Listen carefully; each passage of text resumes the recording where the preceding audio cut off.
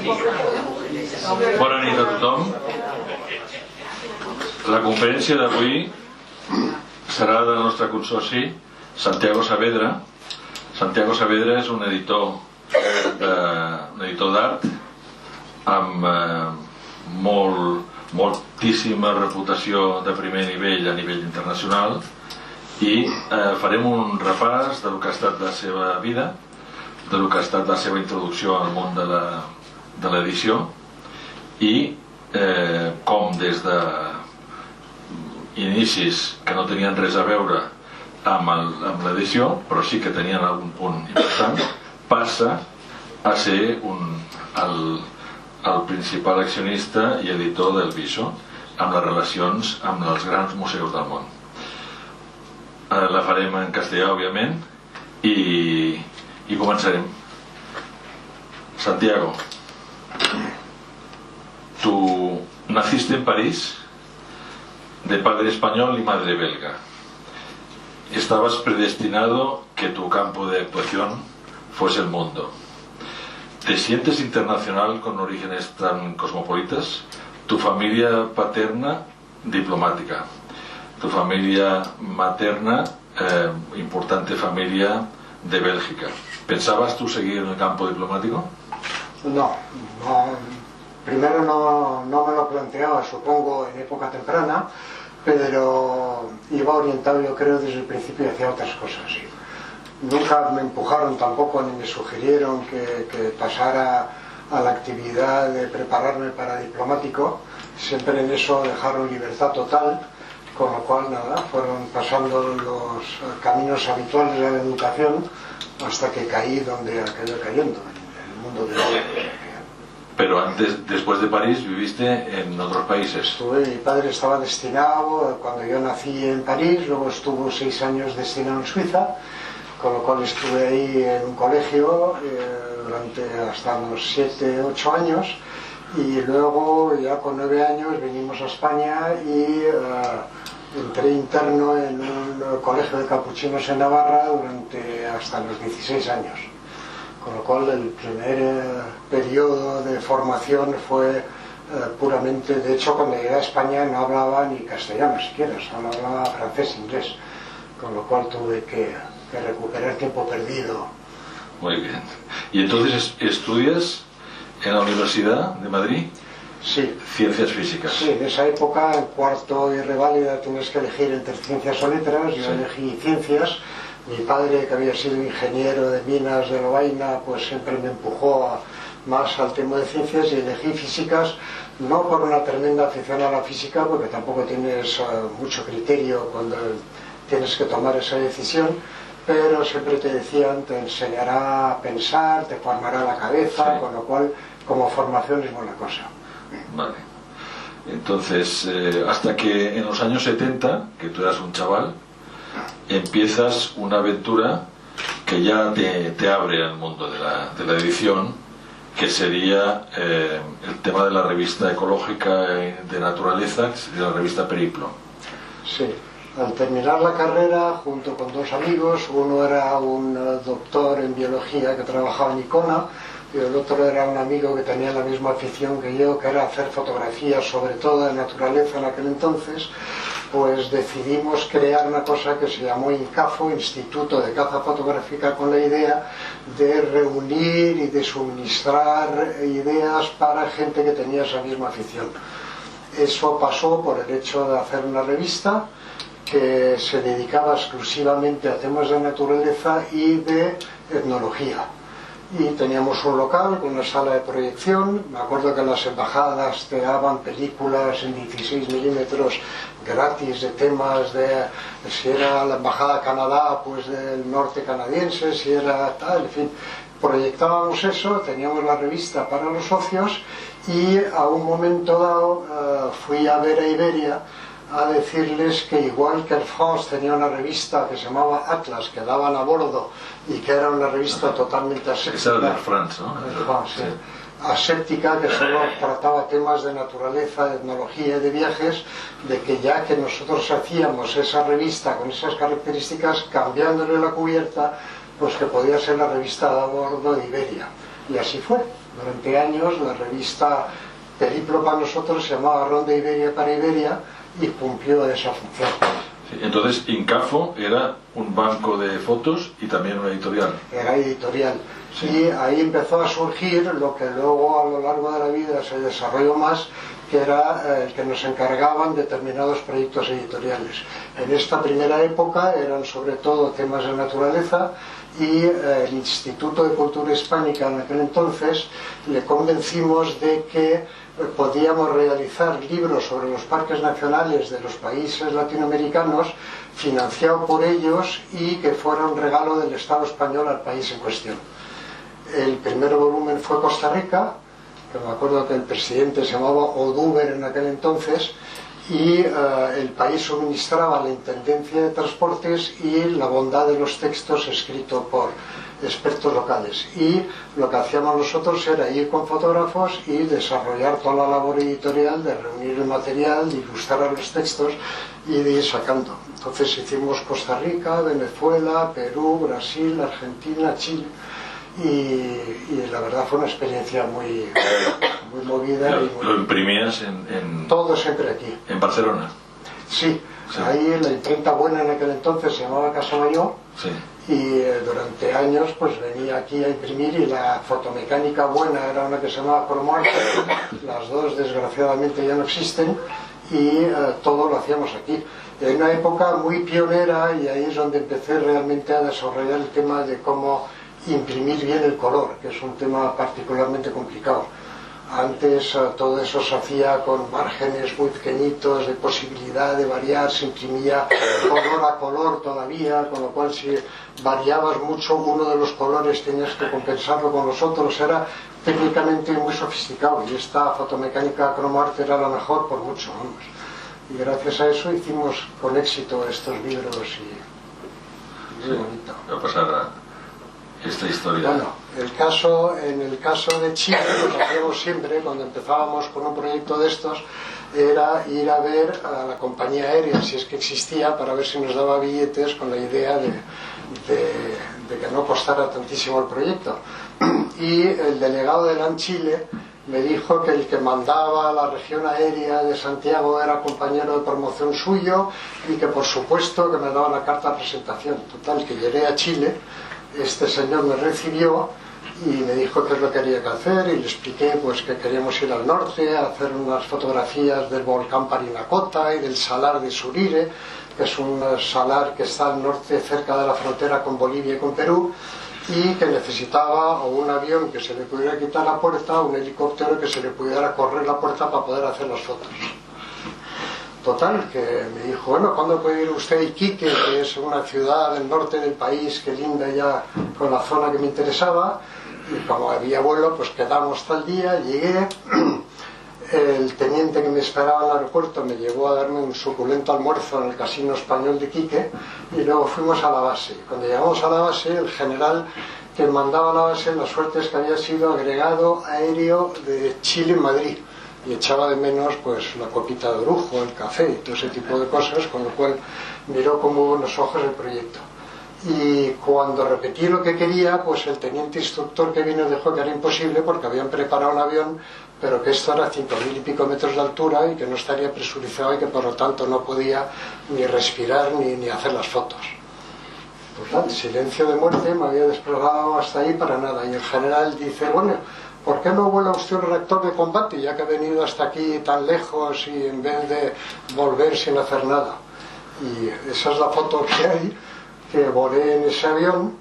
Limpiaron muy bien el cockpit, y la idea era que cuando yo quería hacer la foto, lo decía, volcaba el avión para que pudiera hacer la foto a través del cristal, y luego sonaba un ruido que íbamos por debajo a la velocidad de sustentación, y entonces dice, pues tengo que coger altura y velocidad. Y a mí la sangre se me bajaba a los talones. Y así durante una hora estuvimos haciendo las fotos que ves ahí del volcán Parinacota, el salar de Surire, donde había flamencos y donde había tal, hasta que la comida que había tomado 2 horas antes pues volvió a superficie. Entonces me dijo el piloto, bueno, yo veo lo que le está pasando, pues con la mano izquierda coja usted la bolsa, con la derecha quítese el oxígeno, utilícela, pedese prisa porque no va a respirar y tal. Pareció suficientemente complicado el tema y me dijo, bueno, pues para distraerle lleve usted el avión a la vuelta.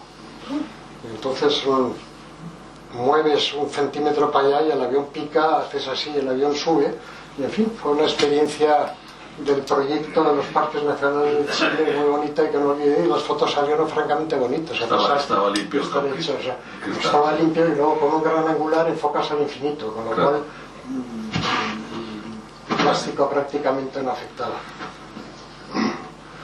Este libro de... Otro de los proyectos, una empresa filipina quería hacer un libro sobre las bellezas naturales de Filipinas y fui ahí con 2 fotógrafos submarinistas, un fotógrafo de naturaleza y otro de paisajes, que por cierto, Jaume Blasi, que es mi compañero del alma desde esta época, es con el que hacía luego muchísimos libros de naturaleza y llegamos ahí y recorrimos de las 7.000 islas unas cuantas con los helicópteros de la compañía. La foto que se ve ahí es una foto aérea en el sur, cerca ya de Borneo, y fue un libro muy bonito de hacer, la verdad.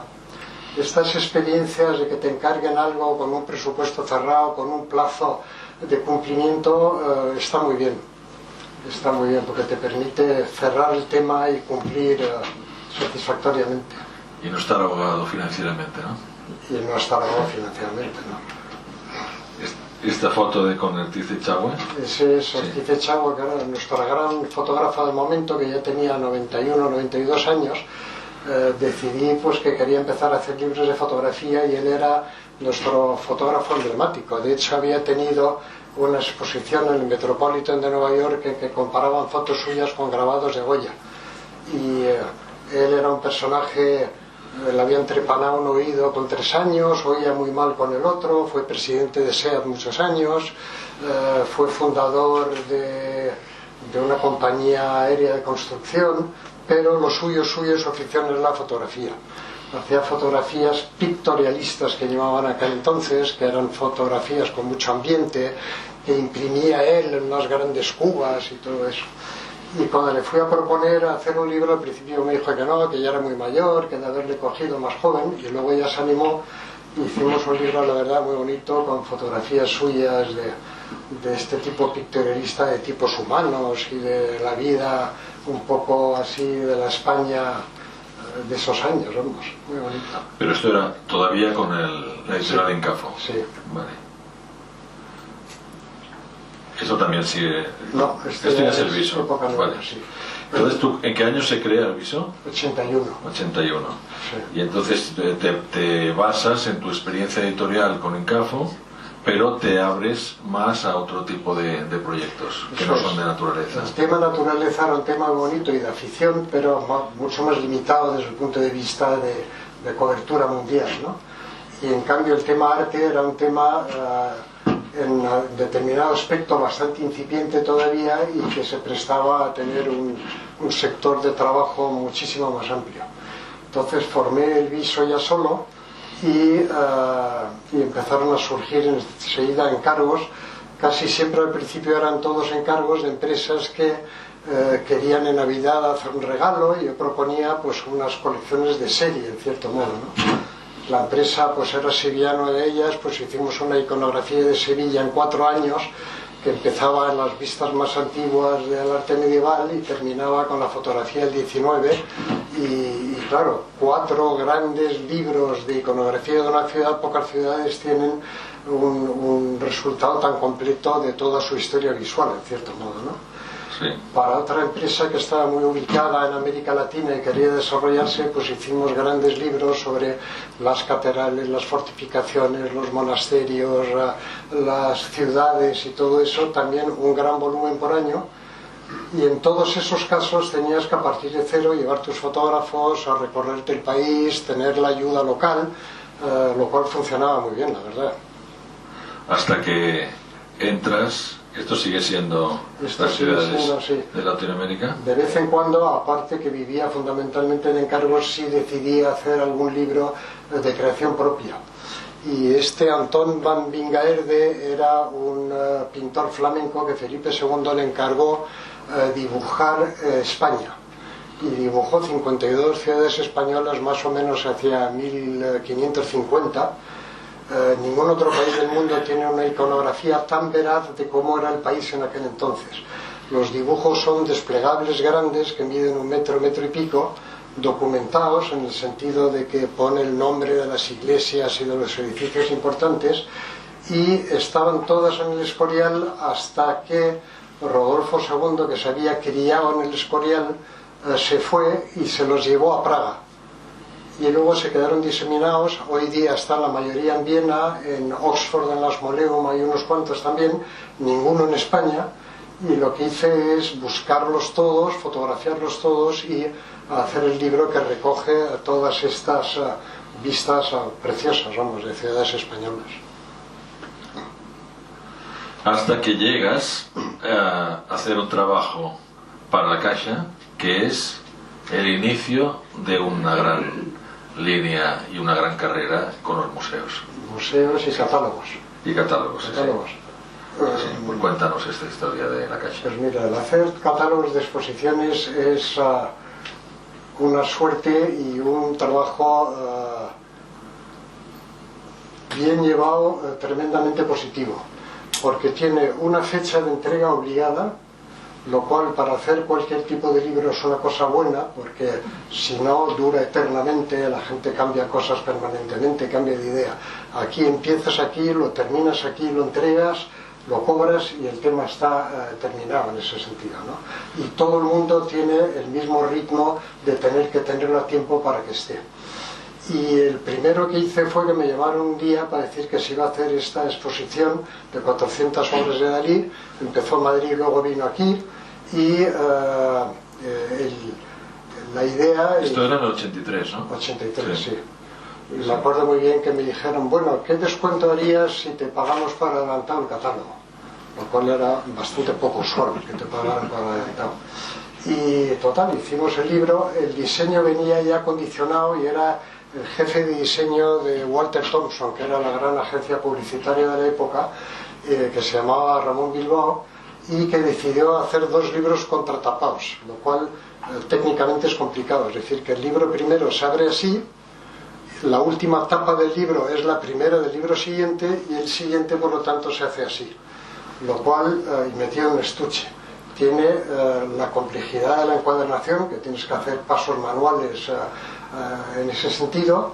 Luego había una edición en castellano y una edición en catalán, una fecha de entrega limitada y un poco apretada, y 400 cuadros que había que reproducir, con lo cual fue un empeño que salió muy bien, afortunadamente, y que ahí comprendí que la ventaja de ser interlocutor válido para museos, fundaciones e instituciones culturales es que resolvías un problema que no todos tenían capacidad de resolver, porque tenías que tener un departamento editorial que resolviera todo eso, y con delimitación en el tiempo, es decir, sabes cuándo empiezas y sabes cuándo terminas, y cobras en principio también, con lo cual no tenía más que ventajas en ese sentido. Sí. Entonces de allí esto vas a dar el gran salto que empiezas con el Prado, la exposición de Velázquez. Sí, y el Museo Reina Sofía. El Museo Reina Sofía no existía, y Carmen Jiménez, que era la directora de exposiciones, fue la primera en lanzarse en traer el arte moderno a España, en cierto modo.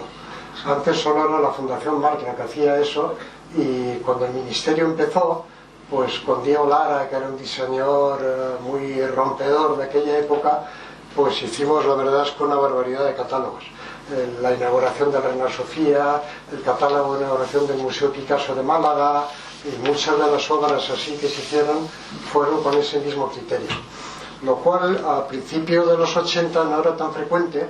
Yo me acuerdo que Pérez Sánchez, el director del Prado, un día me dijo que él, para reproducir pintura que quería blanco y negro, que la reproducción en color en aquel entonces, que era muy plana y con poco detalle, y todo eso no permitía ver la bondad del cuadro, no se discernían las pinceladas del pintor, y que todo eso, por lo tanto, a él no le gustaba ni le interesaba.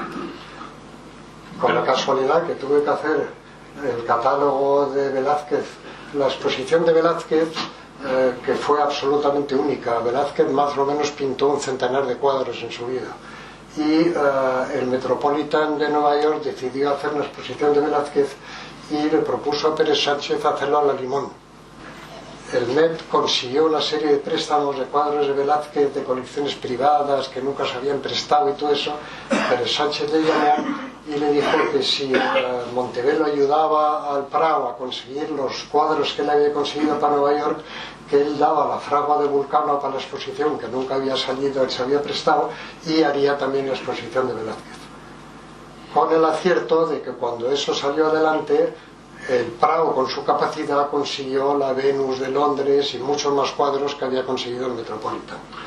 Y después de hacer el catálogo del Met, hice el catálogo del Prado, con la suerte y casualidad de que es el récord mundial de ventas. Hicieron 315.000 ejemplares del catálogo, lo cual es una tirada demencial. Tuvimos que recurrir a varias imprentas para reimprimir a la vez porque no daba tiempo, se vendían tantos que el Prado abrió una puerta en la fachada solo para vender catálogos, o sea que la gente ni siquiera iba a la exposición, sino que iba a comprar el catálogo al momento dado, con lo cual fue un empeño, la verdad es que muy... ¿Y estos también los imprimiste en Barcelona? No, estoy ya en Madrid. En Madrid. Sí, sí. Vale. Y para que tú llegues a ser editor del Metropolitan, que es uno de los caramelos más gustosos que puede tener un editor, ¿cómo es posible que te lo den? Porque el Viso es una editorial importante, pero no es una editorial tan importante del nivel internacional como hay tantas en América, o en Inglaterra, o incluso en Alemania. Entonces, ¿qué es tu prestigio personal, la calidad de los trabajos, tu conocimiento de los idiomas también? Mira, Estados Unidos para este tipo de trabajos es lo ideal, y el Met en eso es emblemático porque probablemente sea el primer museo del mundo. Ellos no imprimen en Estados Unidos, primero por precio y segundo porque es todo tan cuadriculado que si te retrasas 3 días el impresor te dice que ya tiene otro trabajo y que no te lo hace y tal y cual. Con lo cual ellos ya tenían la costumbre de imprimir en Japón y sobre todo en Italia, que era el país por excelencia de la impresión de arte.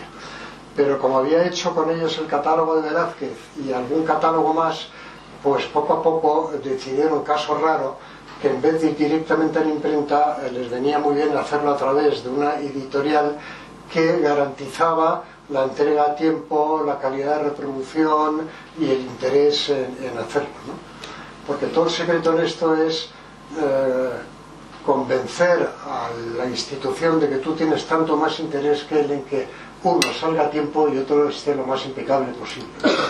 Y eso es a base de todo el proceso. Todo el mundo sabe que al hacer un libro puede ser un tema muy complicado desde el principio hasta el final. Te puede fallar la calidad de las fotos, te puede fallar la calidad de la impresión, la misma encuadernación puede acabar abarquillado el libro porque han puesto a contrafibra el cartón, cosas de ese tipo, con lo cual es todo un proceso largo y que el Met acabó fiándose y queriendo que se lo resolviera. Ha habido años en que he hecho 15 catálogos al año para el Met, de exposiciones de ellos, entregándolos siempre a tiempo, por barco, a veces en avión, algunos ejemplares.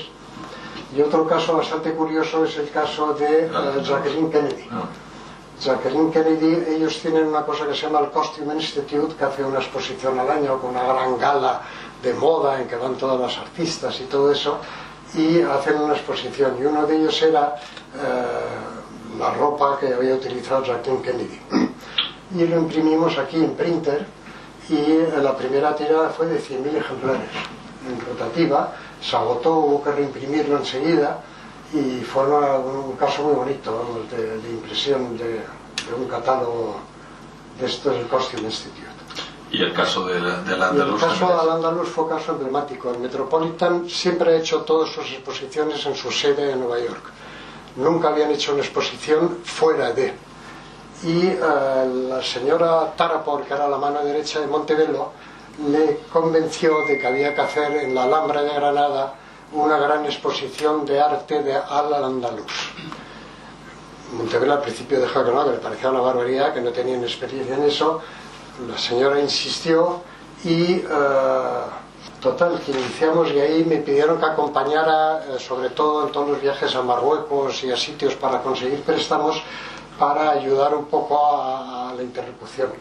Hicimos un gran viaje por Marruecos donde, entre otros objetos, nos recibió el rey Hassan, y queríamos traer el mimbar, que es una pieza absolutamente única que está en Marrakech, de la mezquita de la Kutubía, que es el púlpito en el que sube el que va a dirigir las oraciones.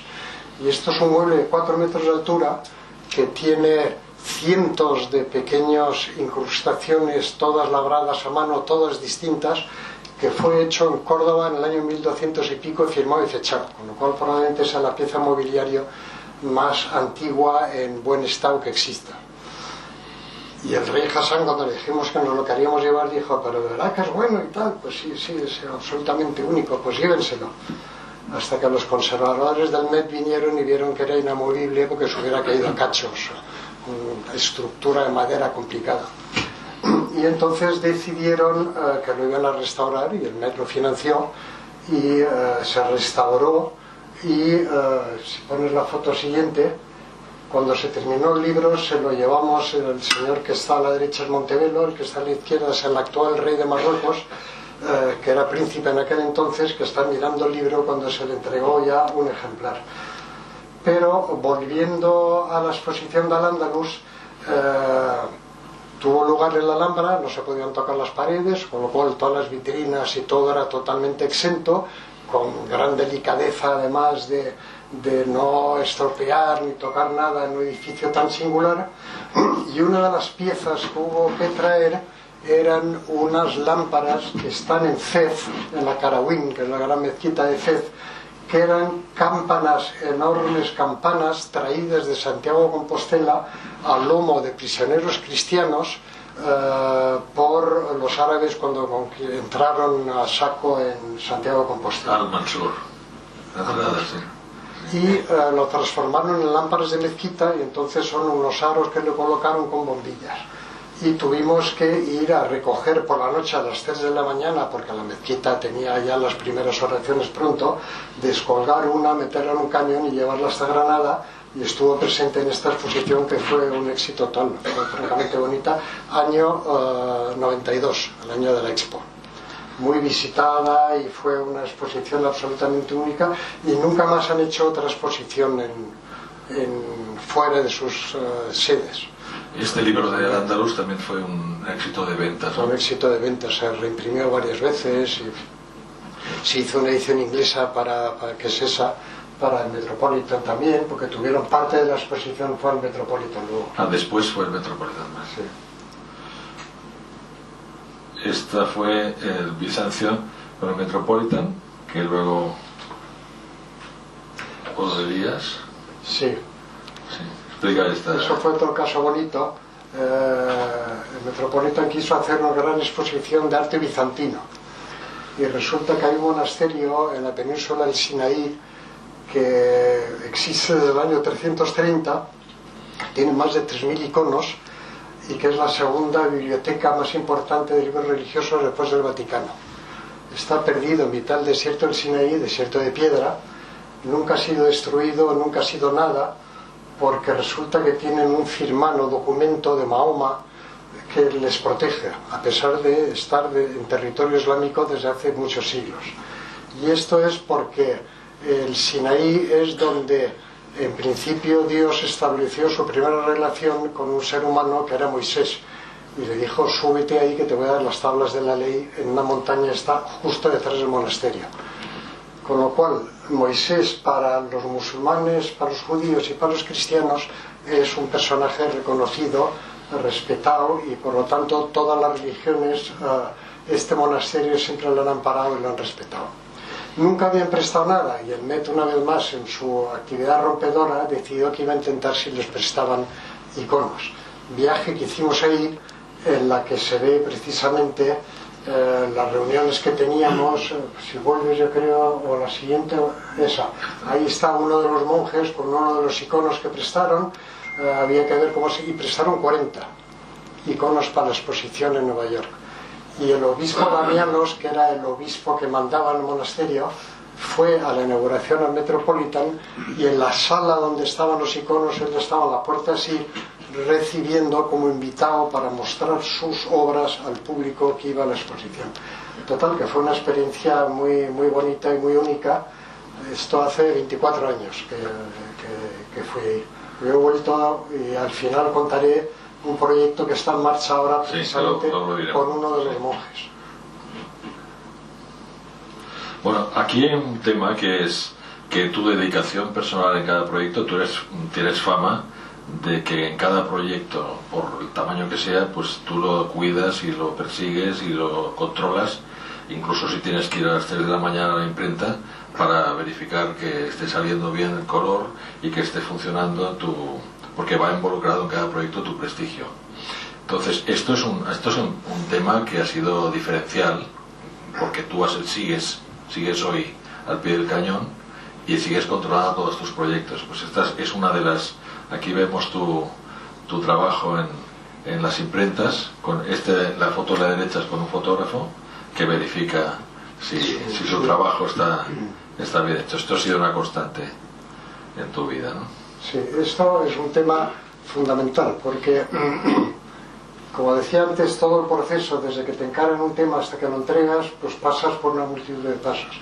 En el caso de los catálogos de exposiciones hay una gran suerte, y es que en principio vas a poder tener acceso a las obras que tienes que imprimir, lo cual te permite corregir el color presencialmente durante el proceso de fabricación del libro en muchísimos casos.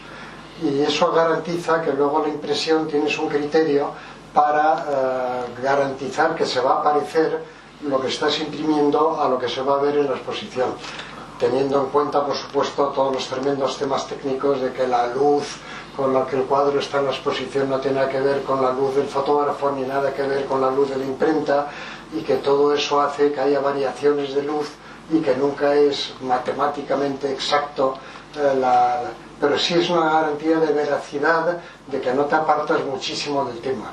Y la segunda ventaja de estar en la imprenta es que al señor que está a pie de máquina, que es el que realmente garantiza la bondad del tema, le sabes transmitir el interés que tienes, que la fidelidad con respecto a la prueba que has llevado de referencia la tiene que conseguir por interés tuyo y de él que está contigo, vamos, con lo cual es un proceso... Cuenta tu experiencia en China, tu experiencia en las imprentas chinas. Sí. Casi todo lo impreso siempre en España, pero de vez en cuando toca que por razones, o porque son varios idiomas, o porque el cliente tiene un interés, tienes que ir a imprimir a otro lado. Y China tiene fama de ser bastante más barato, de no ser el top de calidad y de que funcionan a su modo. Entonces, cuando dije que yo quería ir y que quería presenciar la tirada de cada pliego, pues me dijeron, bueno, sí, te van a decir que sí, pero luego cuando llegas y te bajes a la máquina, la mitad de la tirada estará hecha y te habrán engañado en cierto modo. Pero no fue así para nada, sino que me avisaron al principio de la tirada, al arranque lo veía, cuando firmaba y daba el visto bueno al pliego, me decían, ¿está usted seguro que no quiere que sigamos tal? Y fue una experiencia, la verdad es que buena, o sea que si vas a pie y motivas a la gente consigues resultados buenísimos. Bueno, ahora hablaremos de un proyecto especial. A raíz de tu prestigio te han salido temas muy, muy atípicos, gente muy variopinta que te encarga proyectos, ¿no? Por tratarse de un tema de una asociación de bibliófilos, nos interesa muy especialmente la anécdota que te pasó cuando una señora te encarga un trabajo para Roxburgh. Me gustaría que explicases lo que es Roxburgh y después la anécdota de cómo fue toda la creación del libro. Roxburgh es un club precisamente de bibliofilia, de número súper restringido. Cuando hice este libro tenían 39 miembros nada más. Y los miembros del club tienen varias condiciones, y una de ellas es que tienen que editar un libro inédito que sea de gran interés para bibliofilia y que sea una gran rareza. Y a través de la historia, pues por ejemplo, el duque de Alba, el padre de Cayetana, que era miembro del Roxburgh Club, hizo en 2 volúmenes la Biblia de la Casa de Alba, que es un libro monumental de este porte, lo facsimiló e hizo nada más con unas decenas de ejemplares para los miembros del club, y así todos los miembros han tenido que hacerlo. Y un día me llamó una señora americana que se llama Jane Reitzman, muy singular porque es una gran benefactora de las artes. Es una persona enjuta, muy delgada, muy aficionada... De Nueva York, ¿no? De Nueva York, sí. Muy aficionada al tema del arte y de una enorme generosidad con medios económicos suficientes. De hecho, la consideran la mayor benefactora del Metropolitan. Llena de anécdotas. Hay varias salas en el Metropolitan que se llaman The Reitzman Rooms, que son recreaciones de habitaciones del siglo XVIII francés, con mobiliario excepcional y todo eso. Y esta señora, por ejemplo, a un momento dado el Louvre estaba interesado en comprar un cuadro de David, que también estaba interesado en Metropolitan. Y para no competir en la subasta, pues plantearon el tema de comprarla a medias, de que pasara parte de la temporada en el Louvre y parte de la temporada en el Metropolitan. Fracasó porque el Estado francés, propietario del Louvre, dijo que de ninguna manera el Estado podía ser copropietario con un museo privado, que era el caso del Metropolitan, de una obra de arte, que por lo tanto, pues que no entraba en el trapo. La señora Jane Reitzman compró el cuadro y se lo regaló al Met, y es uno de los cuadros emblemáticos hoy día del Metropolitan. Bueno, pues total, me llamó la secretaria para decir que la señora me quería ver porque le habían dicho, ella tenía un tema que tenía que resolver, y le habían dicho que yo podía resolverle satisfactoriamente el tema, que cuando iba a Nueva York. Entonces le dije pues que más o menos cada mes y medio, como hacían muchos con el Metropolitan. No, pero puede venir usted la semana próxima. Entonces dijo, pues no lo tengo previsto. No, le mandamos el billete, por supuesto, y tal y cual. Total, bueno, pues muy bien. Y total, llego, la limusina que te espera, el hotel fantástico, y me encuentro con una señora. En efecto, me habían avisado de tres cosas: que era muy exigente, muy amable y muy generosa. Y entonces me recibió en su casa y me explicó que ella era miembro del Roosevelt Club, que tenía el libro que quería aportar al condicionamiento que tenían de tener que hacerlo, que era un libro de un oficial francés había hecho para conseguir agradar a María Antonieta. Y era María Antonieta, musa de las artes, María Antonieta, musa de no sé qué y de no sé cuántos. Y quería tener el original y que quería hacer esos 39 ejemplares en cuero, y que autorizaba que se hicieran unos cuantos más ejemplares en tela para vender en una librería de Nueva York y en otra de Londres. Total, que hacemos las fotos del libro, encargo el cuero, me acuerdo en Valencia, en un sitio que se llama Benjumea, que te hacía el cuero exactamente el mismo tal, reproducimos la estampación con un hierro que hacemos exactamente igual, y está el ex libris, está. Y voy a corregir las pruebas de color al lado de las láminas originales. Entre tanto, se termina el libro, perdón, se lo mando, y de repente recibo una llamada de la señora Reitzman diciendo que había estado por encima de sus expectativas, que estaba absolutamente encantada, que había cumplido su objetivo, que le había mandado a todas las personas que lo tenían que recibir, y que quería hacer un ejemplar de otro libro que quería, y luego un ejemplar de otro libro. Y la señora ya no existe, la pobre, pero realmente era un personaje absolutamente único. Pero el libro en sí, lo que es el interior del libro, o sea, el texto, sí, es un ejemplar de hológrafo que parece como si fuese como una maqueta, ¿no? De un libro hológrafo presentado para María Antonieta. Eso es, sí, es para María Antonieta, ejemplar por supuesto único, y nada, y muy lucido, y muy apreciado. Yo, como tengo la suerte de tenerlo, pues lo quería compartir con vosotros. Y la verdad es que es un personaje en ese sentido muy único, muy único.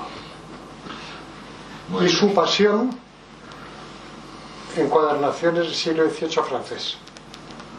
Eso es lo que realmente le gustaba. Y hace poco la Morgan Library ha hecho una exposición con su colección de encuadernaciones. que desgraciadamente no han hecho catálogo. Muy bien. Pero ahora pasamos a un tema que es tu afición personal a la bibliofilia, que la conozco bastante bien. Dentro de la bibliofilia, la encuadernación. Tienes una colección espectacular. Tienes un libro de Germain de Coster que a veces sueño con él. Y bueno, y pasaste por la FEDA, fuiste presidente de la FEDA, que fue un proyecto precioso que lamentablemente se extinguió. Y bueno, cuéntanos esta etapa de la FEDA. sí, pues me pidieron a ver, ya existía FEDA, por supuesto, pero vamos, que si quería ser presidente. Y la FEDA, explicamos lo que es la FEDA, ¿no? Que es la Asociación Fomento de la Encuadernación de Arte. Sí. Es decir, que todos los que eran miembros eran gente o encuadernadores o aficionados a la encuadernación. Por lo tanto, todas las escuelas de encuadernación que había, los alumnos de las escuelas, las instituciones que tienen encuadernaciones, la Biblioteca Nacional, la Biblioteca de Palacio, en fin, todo ese tipo de cosas, tal. Y hacíamos un boletín que yo cuidaba, la verdad, mucho, que era un poco un atraco que hacían las imprentas, papeleros y encuadernadores con encuadernaciones con las que había trabajado, porque me lo hacían gratis.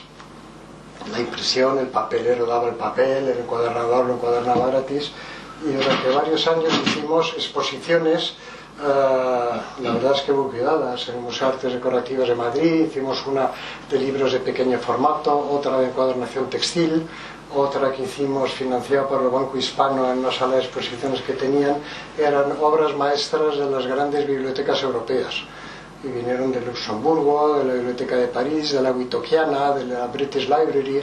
Hicimos una selección de encuadernaciones y ahí hacíamos unos catálogos, en una época en que eso se podía hacer. Hoy día te costaría mucho conseguir financiación para estos proyectos, pero con lo cual fue una época muy activa de fomento de la encuadernación de arte, que ahora está un poco más parado todo.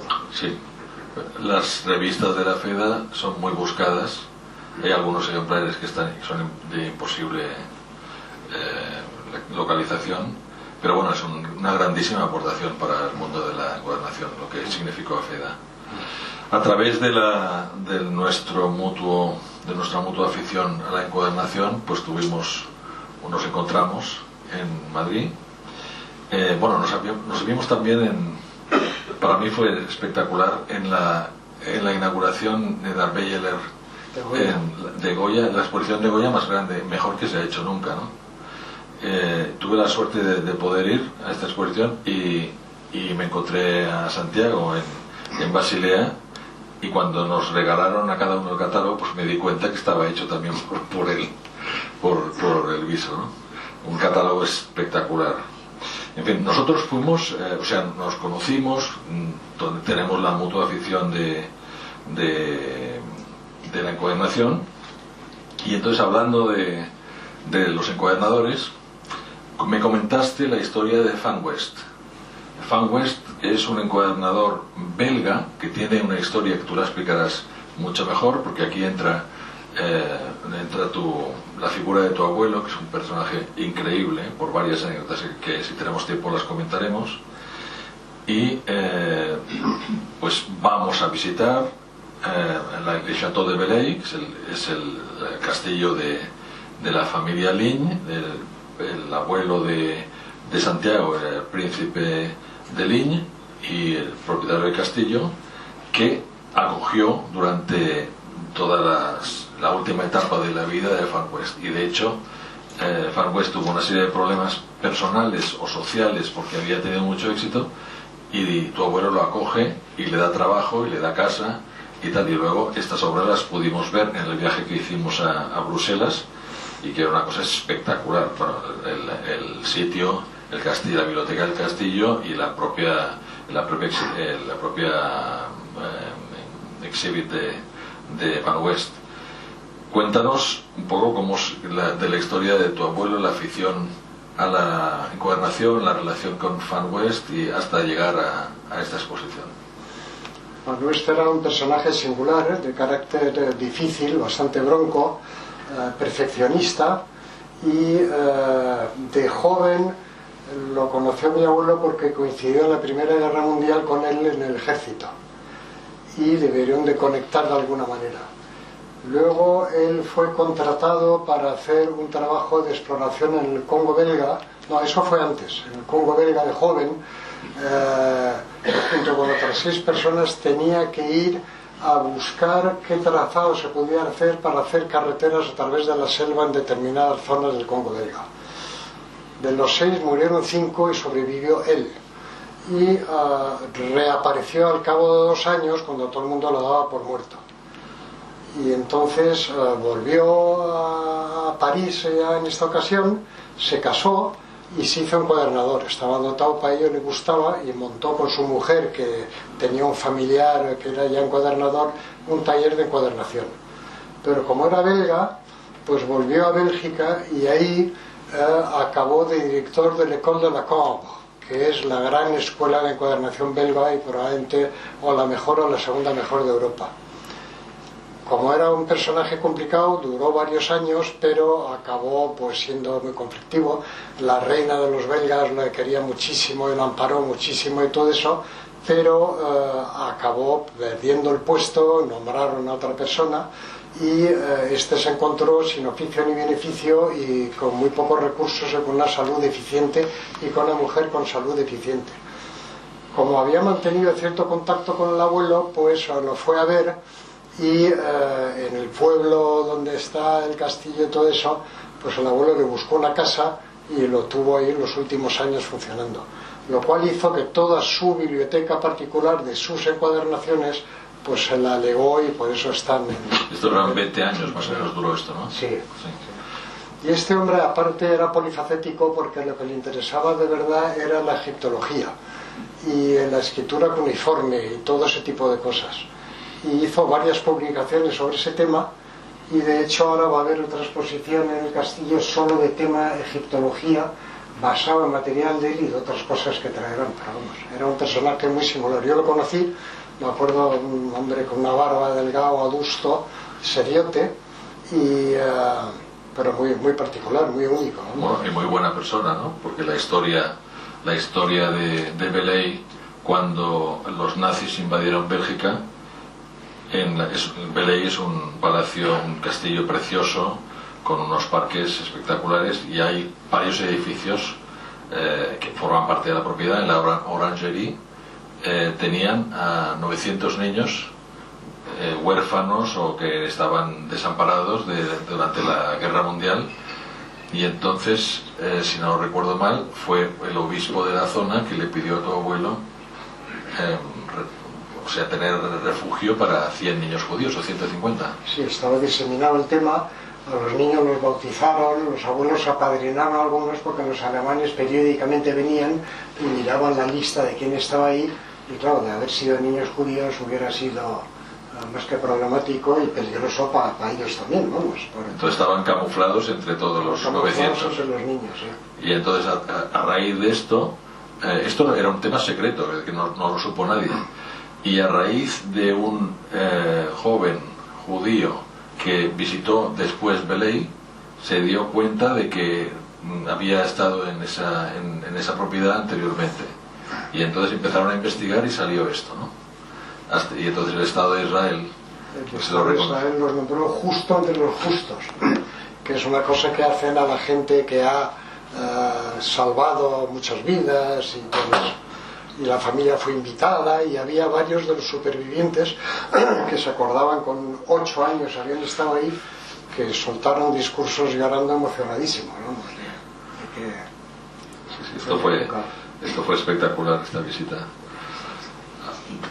También ahora, en cuanto a los temas que te han salido, proyectos especiales de grandísima envergadura, tenemos aquí una foto del Shahnameh, que es el libro de los reyes persa, que esta es una historia que a ti ya no solo eres el editor y el responsable de la impresión de los libros de Metropolitan, sino que el Metropolitan te convierte en una especie de agente internacional, diplomático, ¿no? Porque tienes Estados Unidos e Irán no tienen relaciones, y entonces este libro, que está incompleto porque se perdió, más de la mitad estaba en manos extrañas, pues te encargan a ti no solo hacer el libro, sino que establecer las relaciones con Persia, con Irán, para que lo pueda recuperar. Esta historia es muy interesante y quiero que la cuentes. El Metropolitan, Bebe un poco de agua. el Metropolitan llamó que estaban rehaciendo las galerías de arte islámico y tenían un sponsor iraní que vivía en California que estaba dispuesto a financiar la edición de todas las láminas del libro de los reyes más famoso que existía, porque esto es la historia de Irán antes del Islam, que es lo que ellos reivindican. Ellos no son árabes ni quieren que se les confunda con nada de eso, sino que son otra civilización muy superior y anterior.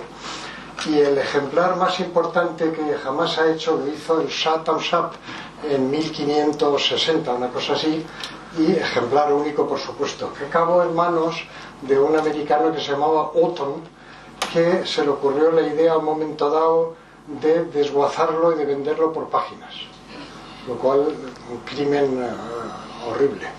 Pero bueno, a unos precios astronómicos, además. Bueno, una página se vendió por $2 millones, o sea que... Y Irán, que después del Shah desconectó todo su mundo occidental, había tenido un museo que era el TMOCA, el Tehran Museum of Contemporary Art, que tenía cuadros de todos los pintores famosos americanos y todo eso. Y cuando salió a la venta parte del ejemplar este desguazado, intercambiaron cuadros contemporáneos de Bartel Newman y eso por páginas del Sanabé, y tenían como 83 páginas, creo recordar que era, y el Met consiguió 34. Entonces el proyecto y todas las demás estaban diseminadas, las había en Irlanda, en el Museo de Cincinnati, en un banco en Londres, en fin. Y entonces para conseguir las páginas de Irán no había interlocución posible entre el Met y Irán, porque estaba prohibido comunicarse, prohibido escribir, enviar paquetes, nada de nada. Y de hecho, cuando ellos también querían, los iraníes, intentar hacer el libro, ni se les contestaba cuando hablaban con Occidente. Y entonces el Met me dijo, me daba la lista de dónde están todas las láminas, que sí lo sabían, y que me ocupara de todo porque tuviera el libro a tiempo para la inauguración de las salas de arte islámico. Esto era a principio de año y las salas se inauguraban en octubre, una cosa así. Total, que llamé al Museo de Teherán, que tenía las láminas. El director, que resultó ser un chico joven perfectamente correcto, que no hablaba más que iraní, una traductora que servía de intermediaria. Expliqué el tema y me dijo, bueno, que todo esto, que ellos también estaban interesados y que habría que hablarlo y tal, y que ellos iban a la Bienal de Venecia porque tenían ahí una exposición de fotografía iraní que nos podíamos ver. Me desplacé a la Bienal de Venecia, me topé con el personaje, con la traductora, y estábamos citados a la 1 y me dijo, bueno, me ha venido un ministro, no puede ser, pero nos podemos ver por la tarde. Bueno, pues para cenar, busco una mesa, tengo la mesa y llega el director del museo, la traductora y un señor con barba muy digna y muy tal. Y sin sentarse ni nada me dicen, bueno, hemos llegado a una decisión, le vamos a intercambiar las 34 imágenes del Metropolitan por 34 nuestras, y las otras la queremos negociar una a una. Entonces digo, bueno, pero ¿en base a qué? Ya se lo diremos, adiós, y se fueron. Bueno, me quedé con la mesa, que cené solo, y me volví pensando cómo iba a resolver el embrollo. Como ellos estaban interesados también en hacerlo, y ellos reconocían que a nadie les contestaba, que ni Londres, ni nadie, ni nada, les llamé y les dije, miren, les voy a proponer, yo les ayudo a conseguir las fotos que yo voy a conseguir para la edición americana. Pregunté al Met primero si estarían de acuerdo, y voy a hacer la negociación para ver si se la prestan ustedes, pero por lo menos será una interlocución válida. Pueden decir que sí o que no, yo no puedo garantizarlo, pero haré la gestión. Dicho y hecho, me dijeron que de acuerdo. Y entonces, como ni DHL, ni Federal Express, ni ninguna empresa funciona con Irán, ni nada de nada, dije que lo que iba a hacer es ir ahí a recoger los discos con las fotos de ellos y a llevar los discos con las fotos del Met. eso es un proceso largo, te tienen que invitar, sacarte un visado y tal y cual.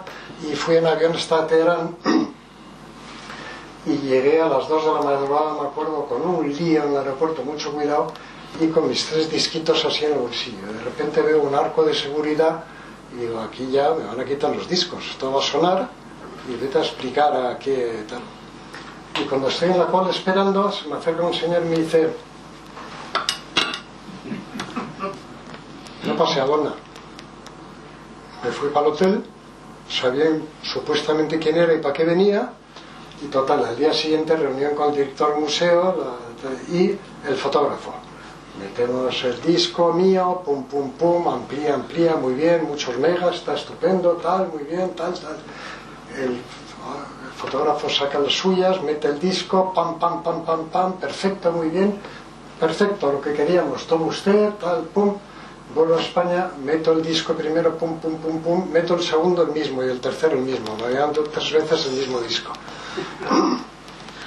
Entonces llamo, digo, sin duda habrá habido un error porque me ha dado usted 3 veces el mismo disco.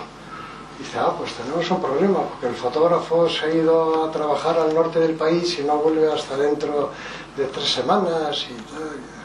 Claro, el tiempo iba pasando, iba venciendo el plazo, ya me habían preguntado para quién era. Tuve que decir obviamente que era para el Museo Americano Metropolitan, pero que el perjudicado era yo, que el que tenía el contrato que tenía que cumplir, y que si no llegaba a tiempo con el producto, el que salía perdiendo era yo y no tanto, o sea que no.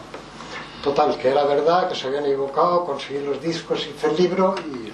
Está aquí atrás, el libro está aquí atrás. Es espectacular. Se agotó 1 semana y pico la edición, o sea que estuvo muy bien hecho. Hay que explicar que en el libro la trama que está detrás de las imágenes es oro, con orbos coloreados y todos distintos, ¿no? Y cada hoja es diferente. Sí. Bueno, además de este tema de Irán, tuviste otro en Santa Catalina de Sinaí, que habías estado años antes. Se ha iniciado otro nuevo proyecto. Cuéntanos, en esta foto de la derecha, la parte de arriba, al extremo izquierdo alto, es donde Moisés recibió las tablas. Bueno, pues ha sido un placer tenerte, que seas socio de los bibliófilos. Encantado, además. Y nada, te agradecemos mucho.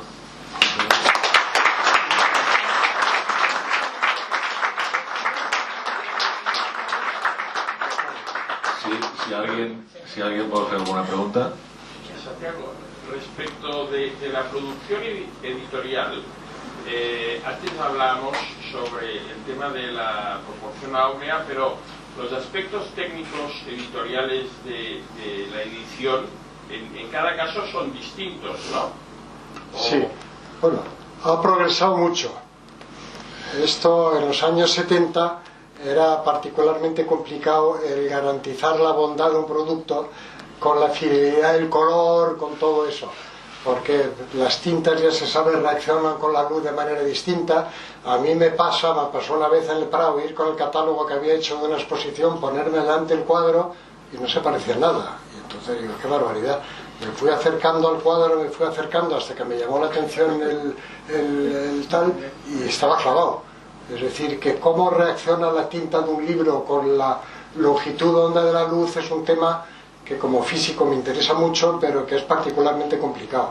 Entonces todos estos temas técnicos de trasladar una imagen sobre el papel y que sea fiel y que todo el proceso no se estropee, tiene mucho aspecto técnico que ha ido mejorando muchísimo. Antes en darle visto bueno a un pliego tardaba 1 hora y media, ahora tardas 15 minutos, una cosa así, con lo cual va mejorando. La técnica es igual, son puntitos de 4 colores que se mezclan y que te hacen el color de la cara, del pelo, del traje o de lo que sea, pero es sutil, es muy sutil, es muy complicado. Gracias. ¿Y te has encontrado con obra gráfica, obra artística original? El problema de las cuadricomías, de la color, etc. Para reproducir, dices. Sí, para reproducir. Sí, claro. Cuando hicimos, por ejemplo, el catálogo de Durero, una exposición en el Prado, fui a Viena, pues lo hago siempre que puedo. y me sacaron todos los dibujos originales de Durero, de la liebre y de tal, para comparar con la prueba que tenía, vamos. Sí, pero en color, en pintura actual, digamos, el pintor, el artista pinta y no le sirven las cuadricomías. ¿Entiendes? O sea, yo me encontré haciendo un libro ilustrado de cocina, un libro ilustrado que a un pintor me hizo me ilustró el libro, pero entonces este estaba normal, pero cuando fuimos a grabar, ahí la cuadricomía no servía de nada, ya. Porque tocaba una cosa y corregía otra. Bueno, ese es el tema, que es que en impresión tienes 4 colores nada más, el negro, el amarillo, el magenta que se llama, y el cian. Cian es el azul y magenta es el rojo. Y con la combinación de esos 4 tienes supuestamente que conseguir todo el arco iris. El pintor no, el pintor coge, mezcla y te busca colores que te cuesta muchísimo luego llegar a reproducir. Y me acuerdo con Gustavo Torner, tenía una época en que pintaba cuadros blancos, grandes y blancos, y el catálogo lo reproducía a este tamaño y en blanco sobre un papel blanco. Y él me decía que él sabía distinguir 6 blancos distintos, que se lo había dicho además un oftalmólogo y tal y cual. Y yo le dije, mira Gustavo, entre que te voy a reproducir un cuadro así con textura blanca a este tamaño y que en impresión no hay más blanco que el papel, que no hay tinta blanca, estate seguro que no va a ser fidedigno para tu calidad de pintor la reproducción de tus cuadros, pues vas a tener que asumirlo. O sea, es que no hay posibilidad de que esté clavado y que te guste lo que voy a acabar reproduciendo. Pero exige un trabajo extraordinario. Es sutil. Es sutil. Porque además los tinteros de las máquinas, de los pliegos grandes, cuando suelta tinta gotita por aquí, toca esta foto, que es la que te interesa que arregle, pero también toca las otras que están en la misma línea, y esa te las cambias, claro. Y lo importante es que sea homogéneo el libro. Entonces tiene que estar muy bien hecha la fotomecánica para que solo coja la cantidad de cada color que tiene que coger para reproducir el tonito que tiene que reproducir. Es muy divertido. ¿Alguna pregunta más? Vale, pues lo damos por zanjado. Sí, perdona. Hay unos ejemplares de los libros editados por Santiago Saavedra, de Ediciones El Viso, que merecen la atención, como habréis podido apreciar a través de la presentación, pero que están a vuestra disposición.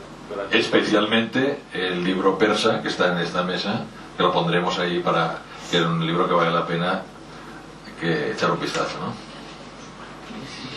Muy bien. Gracias.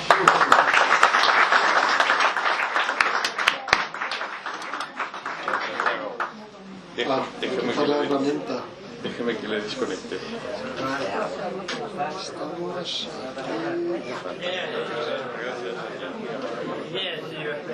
Muchas gracias. Nada, espero no haber aburrido.